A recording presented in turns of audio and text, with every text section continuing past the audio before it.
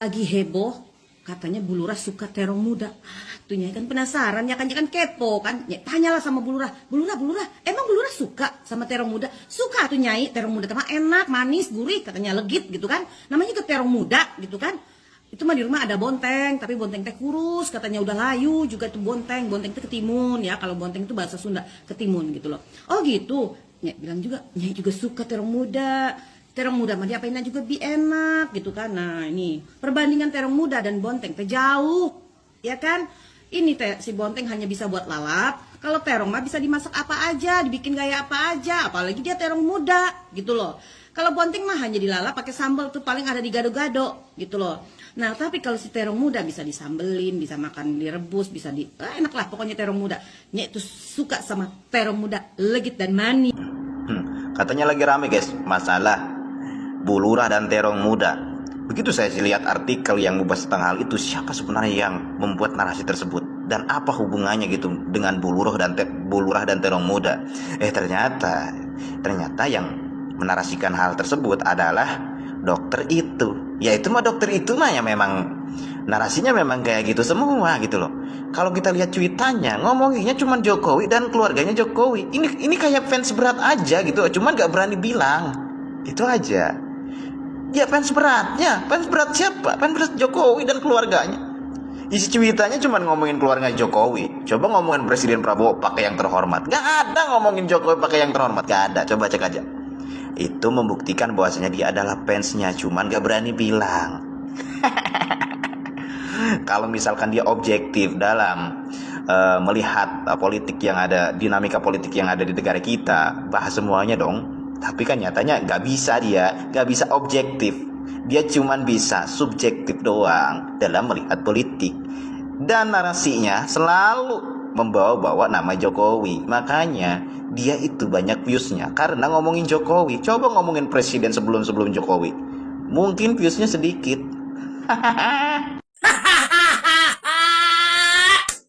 KPK sama kepolisian 11-12.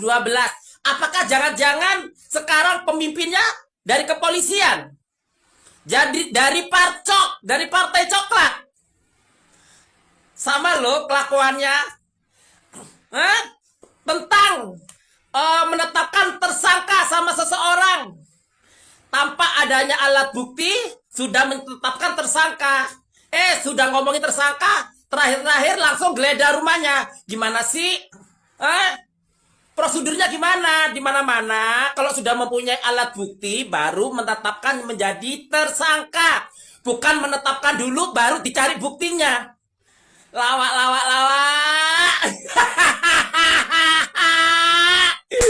KPK. Gimana tuh tentang Firly Bahuri? Sudah menetapkan tersangka loh KPK loh. Ya kan? Firly Bahuri yang mantan ketua KPK, anak buahnya Jokowi. Ya kan? Sudah ditetapkan menjadi tersangka, sudah mempunyai alat bukti. Tidak ditangkap-tangkap. Sudah buktinya udah jelas tuh, ya kan? Kok tidak tangkap-tangkap? Malah sibuk ngurusin orang lain yang tidak merugikan negara. Ya, teman-teman, itulah tentang kritikan-kritikan para emak-emak dan juga para netizen teman-teman ya, baik itu kepada KPK dan lain sebagainya. Oke, kita lihat ya komentar-komentar netizen teman-teman ya di dalam video kali ini ya, kita membacakan beberapa komentar netizen ya, sehingga apakah netizen ini ya mereka itu juga mengerti apa yang disampaikan di dalam video ini. Oke, sudah jelas Jenderal Firly tersangka tapi kasusnya sampai sekarang nggak ditahan. Negeri aneh dan mustahil juga negara maju. Contoh Amerika dan negara maju lain hukum menjadi supremasi, sedang Indonesia hukum jadi mainan. Ya memang teman-teman bahwa Firly ini sudah jadi tersangka tetapi ya belum juga sampai sekarang ditahan. Nah ada apa dengan hal itu? Nah, makanya sering dikatakan oleh PDI Perjuangan teman-teman bahwa kasus Hasto ini adalah politisasi ya, politisasi hukum, dan karena KPK belum menangani kasus-kasus yang besar yang diduga menghabiskan uang negara. Nah, jadi karena KPK ini ya hanya fokus pada kasus Hasto, makanya di dalam pidato Ibu Megawati juga mengatakan bahwa KPK ini ya dia menyentil KPK bahwa KPK ini tidak ada kerjaan, ya hanya fokus pada kasus Hasto, atau disebut kasus Hasto ini adalah kasus yang receh. Kenapa? Karena tidak ada kerugian negara di situ. Oke. Ya, Ibu Tanjung keberaniannya luar biasa, salut buat Ibu Tanjung. Ya, memang kalau Ibu Dewi Tanjung itu memberikan kritikan-kritikan teman-teman, ya dari dulu sampai sekarang dulu itu saya sangat-sangat tajam sekali kritikan-kritikannya. Oke, KPK Konoha kepanjangan tangan Pak Mul Konoha di remote dari Oslo. Ya. Silakan ambil semua punya negara dan hak rakyat, silakan aman dari jerat hukum manusia, tapi jangan harap bisa lolos dari hukum alam. Tunggu waktunya. Ya. Kemudian langsung aja viralkan, cuman isu aja. Gak mungkin ada asap kalau nggak ada api. Aduh, apaan sih ini? Masa sih? Ya, oke, terong super. Ini akibat Pak Lurah rajin menyerap aspirasi rakyat bawah sampai lupa ngurus bagian bawah Bu Lurah. Oke. KPK markasnya perampok, ya. Pemenggal uang dan kekayaan negara itu harus dibubarkan saja untuk keselamatan negara Indonesia. Ya, memang teman-teman tidak sedikit yang mempertanyakan bagaimana kinerja KPK ini, ya, karena kenapa? Karena diduga bahwa KPK ya tebang pilih di dalam hal ini. Kenapa? Karena sudah jelas-jelas seperti pemberitaan di OCCRP bahwa Pak Jokowi masuk dalam daftar tersebut, ya, menjadi salah satu finalis terkorup dunia. Nah, jadi itu salah satu sebenarnya yang harus diusut oleh KPK. Apakah benar Pak Jokowi melakukan hal tersebut atau tidak? Karena kalau tidak benar juga, itu juga salah satu menyelamatkan nama dari Pak Jokowi. Jadi kalau memang Pak Jokowi tidak melakukan hal itu sesuai dengan penyelidikan KPK, maka tentu ya media tersebut harus digugat, ya. Artinya bahwa biarlah media tersebut memberikan klarifikasi, ya, bahwa Pak Jokowi tidak melakukan ya hal yang mereka rilis tersebut, ya, sehingga nama baik dari Pak Jokowi itu bisa dibersihkan lagi, ya, lewat pemberitaan atau klarifikasi dari media OCCRP tersebut. Nah, tetapi kalau kita lihat sampai sekarang teman-teman, itu seakan-akan ya itu dibiarkan saja, tidak direspon langsung, ya. Dan itu sangat-sangat merugikan negara kita, teman-teman, ya, teman-teman.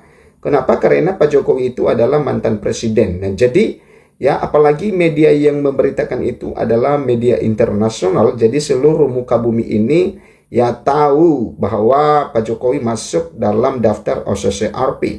Nah, tetapi karena ini dibiarkan, maka tentu kepala-kepala negara yang lain itu, negara-negara yang lain itu, maka tentu mereka berpikir banyak, ya, berpikir panjang tentang kerjasama kepada Indonesia. Ya, ini mempengaruhi tentang pemerintah Prabowo juga, karena ya mereka mengatakan bahwa pasti ya jangan sampai seperti yang mantan presiden masuk dalam finalis tersebut. Nah, jadi makanya sebenarnya negara kita ini masih butuh ya negara-negara lain, ya, seperti di IKN, ya, karena kalau pendapatan negara kita mengandalkan pembangunan IKN atau mengandalkan APBN, maka itu tidak bisa. Tetapi ya bagaimana cara pemerintah supaya menggait investor-investor dari luar itu. Nah, bagaimana juga ya para investor luar itu, ya, negara-negara lain itu bisa menginvestor ke Indonesia, ya, di IKN tersebut, kalau ya pemberitaan di OCCRP itu ya masih ada sampai sekarang. Nah, jadi ya itu mereka pasti berpikir ya ya 1000 kali untuk bisa berinvestasi ya, karena tentu nama baiknya tidak bagus.